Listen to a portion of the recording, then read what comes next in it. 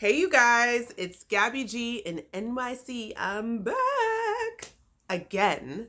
But today I wanted to talk to my potential home buyers. So we're going to be talking about what the timeline typically is in a purchase, a timeline guide for purchasing, which I'm backed up by some notes from the Corcoran group on just a basic timeline. These time frames that I'm going to give you are not set in stone. I mean, it happens differently for everyone, for differently in every building, differently with every circumstance is different. But this is just a general guide, so you just have an idea of what to expect. And because there are so many steps, this is going to be very general, and it's going to be broken up into two parts. So this is part one, discussing pretty much the beginning of it all. So you should definitely have a real estate agent. When it comes to purchasing, it's really vital. I know a lot of people like to do things on their own when it comes to renting, which I recommend a real estate agent in all cases, just because you have a job, you have other things to do. We really should be putting in the work and helping you find the amazing place that you want to call home, without you having to do all of that work. So really, I think it's great in whether you're leasing or purchasing, but this in particular instance, I'm talking about purchasing. And in this case, I really don't recommend you doing all of this on your own. There are really a lot of steps that goes into purchasing a home, in which you're going to need multiple people of different professions to help, and I'll go through that list as well. So first things first, you should have a real estate agent, one that you trust, one who is going to have your back. I mean, there's some shady characters out there, I'm not gonna lie,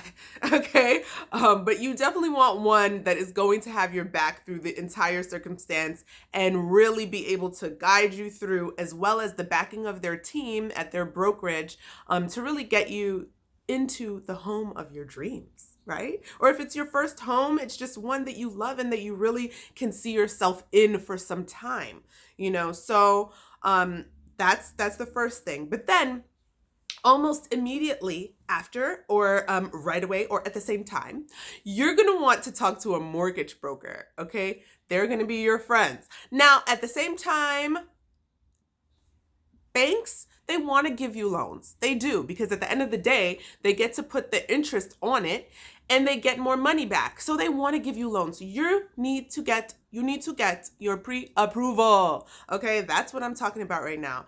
You're going to want to talk to a mortgage broker so that you can really look over your financials. They're going to comb through it all, go through everything with you, check out your credit score, make sure you're kind of set up for what your goal is. And I know many mortgage brokers, and I can definitely recommend if that's what you need. So you want to start there and get a pre-approval. You may not want to go with the first pre-approval that you get. You might want to shop around. And as I've said in previous videos, there are mortgage brokers who will shop your application around for you. So it really, you got to do your little due diligence in there. But you're going to want to do that ASAP. That's important when you're going to purchase. So that's one, and that typically takes, I would say, 1 to 3 weeks, right? So then afterwards, you're going to want to hire a real estate attorney. Now, everybody knows a lawyer who's doing this, and somebody has a friend, and the friend of a friend, and the cousin of my friend, and the janitor's friend, the cousin of whatever is an attorney. Okay, great. But what you're going to want specifically when you're purchasing is an attorney that focuses and specializes in real estate, a real estate attorney. So not just any other attorney, but a real estate attorney, and one that specializes in the area that you're searching. So that is another thing. You're going to want to hire one of those. Your real estate agent should be able to recommend real estate attorneys as well. Okay, so as I said, that could take 3 days to 2 weeks. You're going to want to do some interviews. There are questions that you're going to want to ask your real estate attorney, which I'll do another video on that you'll see coming up in the future of, just what you should be looking for when it comes to picking your real estate attorney. So then you're going to want to find the apartment. So that's the exciting part. It's fun. This is the fun part. Sure, it's going to take some time. Not everything offers access during the evenings, sometimes you have to take off of work. It's a lot of different things like that, but it'll take some time. The greatest or quickest you can possibly do this could be anywhere from 1 to 3 months. That would be really great if you can find something to purchase that quickly, but it doesn't work like that for everyone. So I want you to keep that in mind. I mean, it could take up to a year or more for people to find what they're looking for. And that's okay. I mean, of course, we would want to find our dream homes quickly, but it doesn't always work like that. So it should be the fun part for you to look through all these homes. I mean, the average client will possibly look at 20 to 30 apartments before they actually make a decision, because this is not an apartment that you're just leasing. When it comes to leasing, you don't really have to take a whole lot of time and, I need to weigh 40, 50 different options. You're leasing. You're not going to be there forever. Nor are you may not even be there for longer than a year. So really, you don't have to be so particular, but depending on your position in purchasing, if you're doing it for profit, like, as an investment, if you're doing it as this is like you're older and you're not trying to move around and you just want something to settle in forever, your forever home, different people have different reasons for why they want an apartment and why they're purchasing. And that affects this timeline.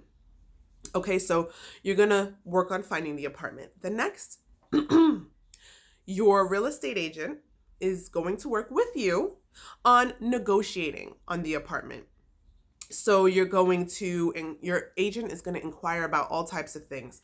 The finances of the building that you like. They're going to think about and be negotiating what's going to be coming along with the whole package. Now, there might be this could take 2 days to 3 weeks, right? But this stage really is where you start getting into the nitty gritty, because you're going to see what contingencies, a contingency is basically a provision that's put in place of something unforeseen. So you could have the whole deal made up and it's contingent on whether you get financing, because maybe after everything's all written up, you can't get that loan and the deal falls through. That happens all the time.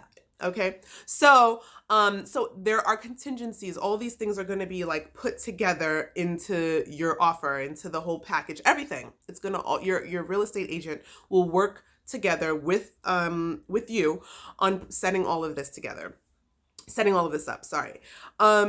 So this also will include whether or not an apartment comes with certain fixtures or fittings. Okay. So fixtures are things in that apartment which are typically fixed, right? So lights, flooring, the wall, things that you can't move, the sink, the toilets, those things are fixtures. They're fixed, and you don't typically just pick up and move I'm taking my toilet with me.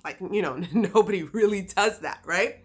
And then fittings are things that you may take with you or you may leave. Those things can be negotiated and also written up in the contract. So a seller may be like, this chandelier was my grandmother's chandelier before World War I, and it was passed on, through the family. So I have to take this with me, and they'll replace it with a little general light bulb or whatever. But all those things would be discussed and put into the contract, right? So then once all that's worked out, I hope you learned the difference between fixtures and fittings. That's a little architectural tidbit for you. But after all of that's worked out, then it comes to the signing of the contract, right? So that typically takes 3 to 10 days. It all depends. Now, I'm just going to read from here a little bit. It's generally in a sales transaction, both the buyer and the seller are represented by a New York State real estate attorney. And the seller's attorney is the one who draws up the contract and provides it for the buyer, right? So then the buyer and their real estate agent and real estate attorney review all of that. They go through the building's financial statements. They go through, they do their due diligence, read the minutes, read all that stuff. Make sure that it is all great and dandy, and then you can agree to it. Once you agree, the buyer will sign, and then the contract will be returned to the seller's attorney. Okay, and so once all that happens, that typically is when you submit your 10% deposit. That's when it's going to be required. Okay. So once that's received, then the seller will execute the contract, and that's when all those contingencies and whatnot come into play. Or board approval, all those things. You know, the contract is really contingent on all of those things. And then the closing date. And a contract is only binding after both the seller and the buyer have signed it. That's the only time that it's binding. And then all the money would be put into escrow, and we'll go through all that stuff later. But I mean, those are the starting points of how to go about purchasing your own place. Okay, so check out part 2 to find out a little bit more of this entire process. It can be a doozy, and your real estate agent is the one who's going to help you get through it all. So don't worry, they've got it under control, and they have a team backing them up that'll get it under control as well. So you won't have to worry your pretty little heads about it, okay? But make sure you find yourself a great real estate agent and real estate attorney and mortgage broker to work all of this out for you, because that is key to finding the home of your dreams. Okay, so I hope you had a great time watching my video. I mean, I always hope that. And please leave comments, share, like it, subscribe. I'm so glad that you're here watching my video, and I will check you out in part 2 of the timeline to purchasing. Bye.